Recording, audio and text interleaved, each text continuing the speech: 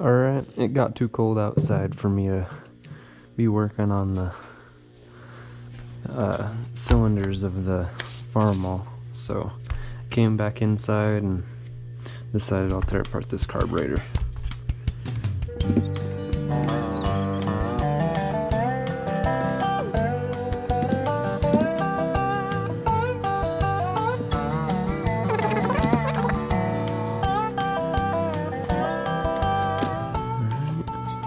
Pull this thing apart.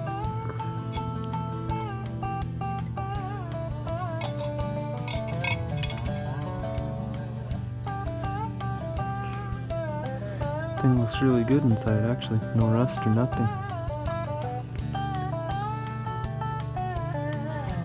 Might regret taking this apart to begin with. Might just give it the good old wire brush treatment and put it back together.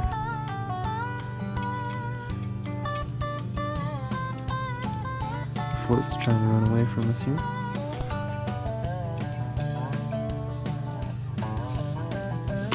We're not getting very much flow. Oh, there we go. I guess I can just take some of the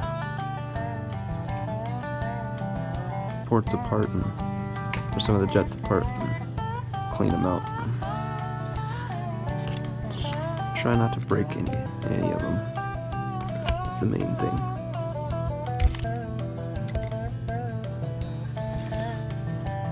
Alright. I believe I need a socket to go over that main jet, or emulsion tube, I believe it's called. Or I can just hold on to it with my hand.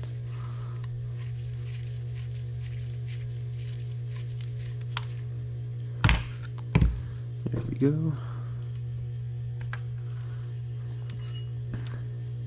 There's the emulsion tube. All these little holes need to be nice and clear, which they look like they are.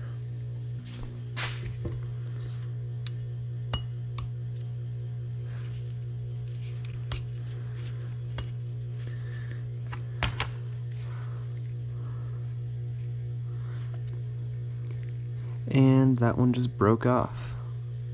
Sweet.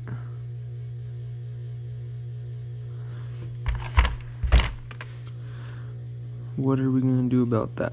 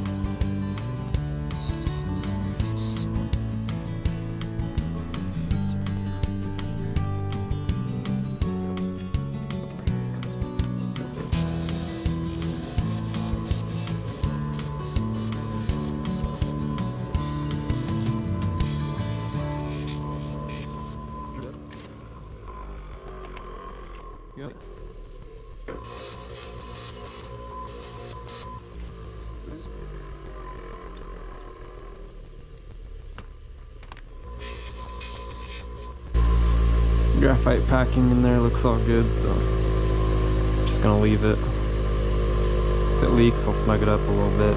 Do not snug this little packing nut up too much, or else it's very easy to break this casting for the carburetor.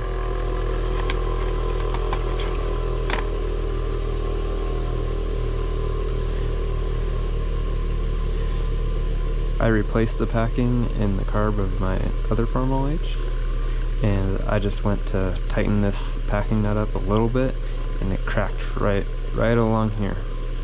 It ain't leaking, so I'm just gonna leave it, but it's still a bummer.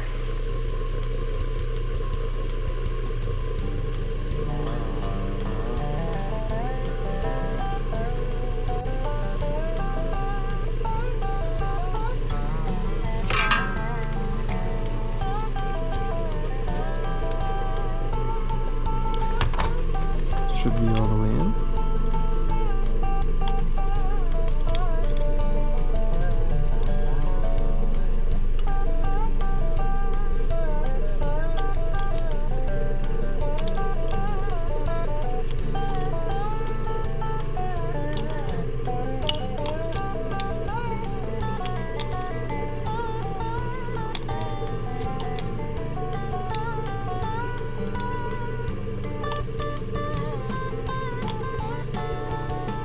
There we go. That's just snug. Just barely feeling resistance there. Not going to go any farther.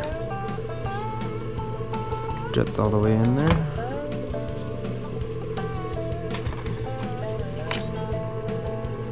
Got that little gasket on there.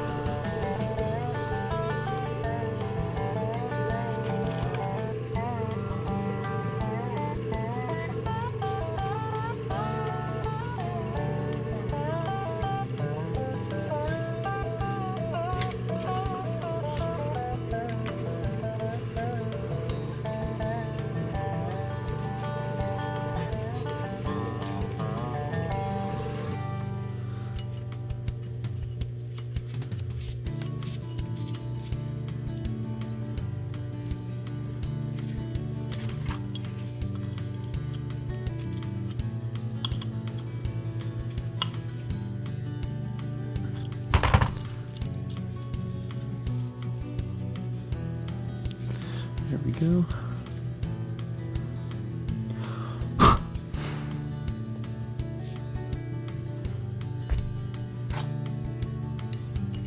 Go ahead and throw a choke lever back in there.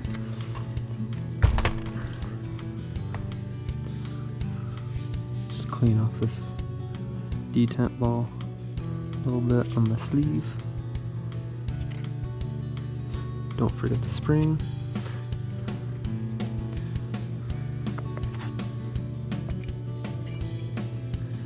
Throw it back in there.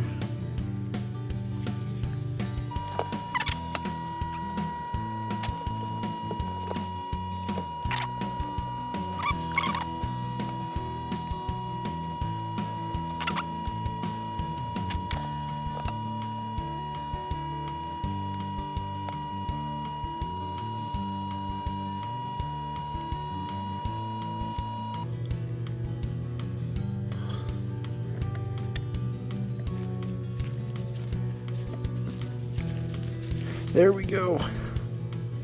Man, that screw's kind of a pain to get in there. Gotta hold your tongue just right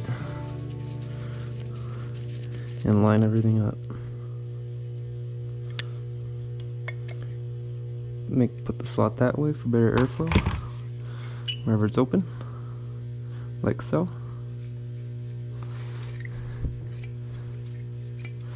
Now just put that piece of the jet down in the bottom of the carb for safekeeping from now until later.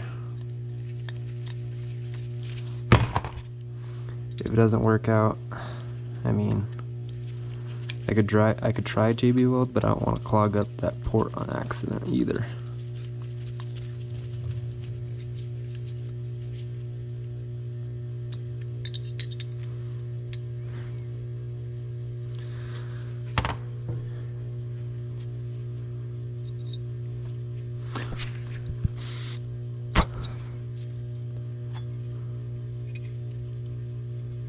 Needle seal's good.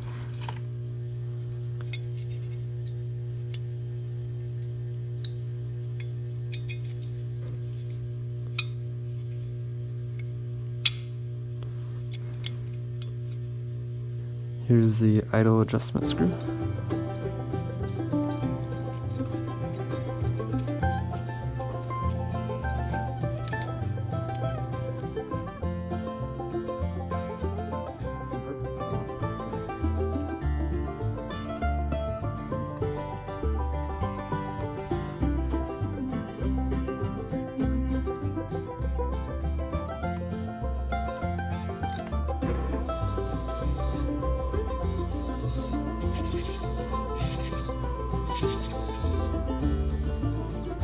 I don't really understand the full nut and bolt restoration, guys, because in my opinion, the hardware that came on the tractor is better than any hardware you're going to find today, without paying an arm and a leg for it. Such as the 5/16 bolts that bolt the clutch onto the flywheel. One of them was rusted through and it broke, and I got the bolt out, and then whenever I went to use a grade 8 to replace it, man, that thing stretched way sooner than any of the other original 5/16 bolts did. I mean, the torque spec on those is I think 30 foot-pounds, and I ended up having to leave the grade 8 5/16 at around 20 foot-pounds so it wouldn't stretch. Alright, got myself some parts for the carburetor. Got a new pilot jet here. I ended up getting the broken off piece that was down in there with this Phillips screwdriver. All I did was the shaft of this screwdriver is just a little bit smaller than the diameter of the pilot jet, so I could hammer it down in there without destroying the threads in the cast. And then I just took some channel locks and turned it right out of there. Came out in a couple pieces, but like here's one piece. We got it out of there. So now I got my new idle jet. So it's 20 bucks to get it here, which is kind of ridiculous, but I'm gonna throw that in there.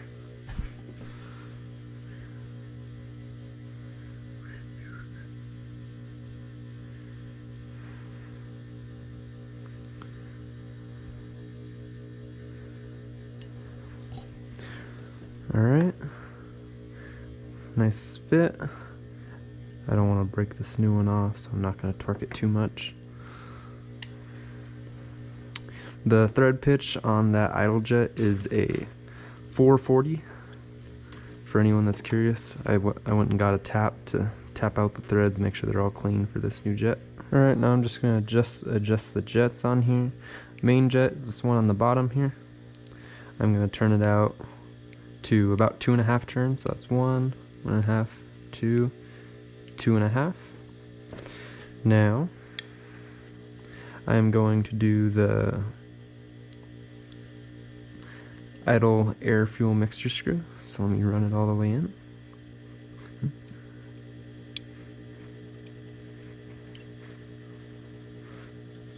This one is about 1 to 1.5 turns open. There we go. I'm not sure what the idle should be at, but let me see. One thing I'm not sure what this screw does. On my other Farmall H, I've turned it in and out. It doesn't really seem to make a difference at all in the way that it runs. So now probably just throw this on there and see if we can get it to run.